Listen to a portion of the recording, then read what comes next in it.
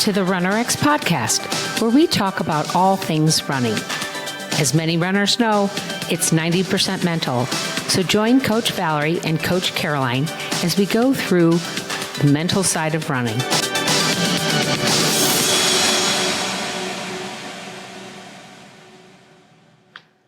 Welcome to the RunRX Podcast, where we are the prescription to run pain-free. My name is Coach Caroline, and I'm with Coach Valerie. We've been in business together for about 2 years, but Valerie obviously has been coaching and training for, 2 decades now? A little over?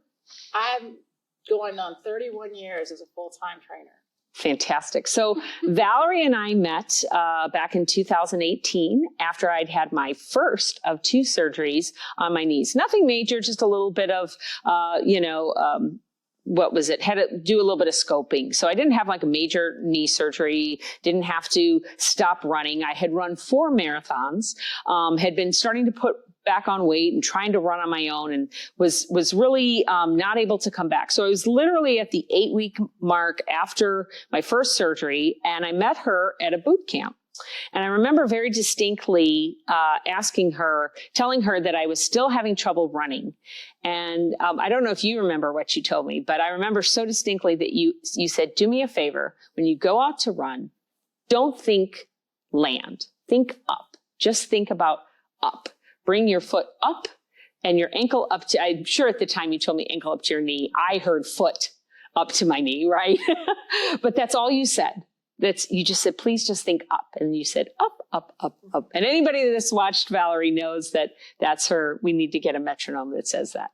But I ran about, I think it was 25 yards. It was just around a parking lot. And I remember feeling 100% different. So after that, I asked you if you would coach me, and you said, sure, let's meet at the track. We met that Saturday, and you did a video analysis of me, and we spent about an hour together talking through what is pose, and what is the pose method, and pose, fall, pull. And I remember thinking, you are fantastic. It just made so much sense to me, right? Gravity, using muscle elasticity, doing what's natural. And that's when I basically fell in love with your brand and started doing everything I started working on your website. We started creating everything. But you started this, 9 years earlier. So what made you I actually started working with runners a lot longer than that ago. I started working specifically with runners in 1999 because I was a gym rat. I was a manager as a aerobics director. I taught tons of aerobics group fitness classes. I did a lot of personal training, and I lived in Austin, Texas at the time. And all of a sudden came what was called triathlons. Well, obviously now, but they had what was called women's triathlon. And so for the first time ever, I took a group outside of the gym, and we'd never done this before. We did everything, inside. So the first thing, of course, is we started running, and here we all went out to go running. Well, I had never been a runner. So what did we do? We just all started running. Let's meet and go running. And this is also, by the way, it's funny now, people weren't doing that back then. So like even the people at the gym were like, what are y'all doing outside? Yeah. And so here I had been with a lot of these people as my clients. And when they started running and when I started running, we were really terrible at it. And what I mean by that is that it didn't feel good for some of the people. We were getting injuries that we hadn't seen before inside of the gym. And as a coach, of course, as a trainer, I'm thinking, well, my gosh, if I don't feel good doing this, how am I teaching this? And what am I even teaching? When I teach people a movement, a strength exercise, for example, I put them in the right position. I make sure that their form looks good. It's really important as a trainer to make sure your client is working out correctly. So I thought, well, gosh, I'm not running correctly, and I don't even know how to teach it. So I sought out how to teach running. And that's where my journey led me to the pose method. And back then I just had a book. So I taught myself from the book. So here I am, I learned from a book, and then I'm teaching people. Well, any other certification you do in fitness, you actually go to the place and they do the movement, like step, cycling, spinning, all of this stuff, right? This was before the online stuff. So luckily for me, I was like, I really need to do this live. And I got to work with the person that wrote the book, that created the pose method, Dr. Romanoff. And I realized I had been missing out on a key element of the running, which was what you just said, was the gravity and the muscle elasticity. Coming from a strength background, I was so like, just tell me the action of what to do. And I saw the pull, right? Pose, fall, pull. I skipped the other two, went to the pull, and I still do this. It's the up, up, up. And everyone felt so great in the beginning because we had all been reaching. We'd all been looking for the ground, if you will, because in a sense, when people say to go running and they're like, you're trying to get there. You want to extend your stride length. You want to reach.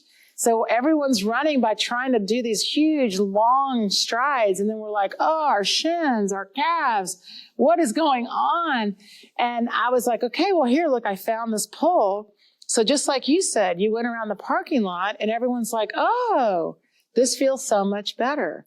And then what happens? How do I continue that? Right. And that's that fall. So we created a course and then we turned it into a membership because people were just beginning to get the idea of falling, really, which is that really the unweighting at about that 6 to 8 week mark. So we said they could go into a membership after that, but we decided just to do a membership. So we have a membership site, but we created this podcast because you and I meet for coffee every week to talk business and talk about the membership and see what we're changing, what we're doing. And we have these great conversations about mindset, about what is the mindset of running. Because I think we've all seen the memes that say running is 10% physical and 90% mental, right?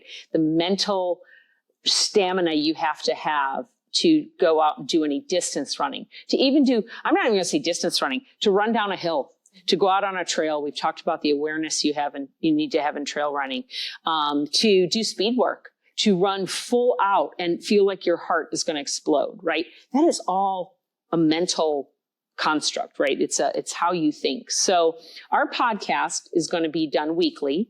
We're going to come out weekly. We're going to try to keep it under 30 minutes.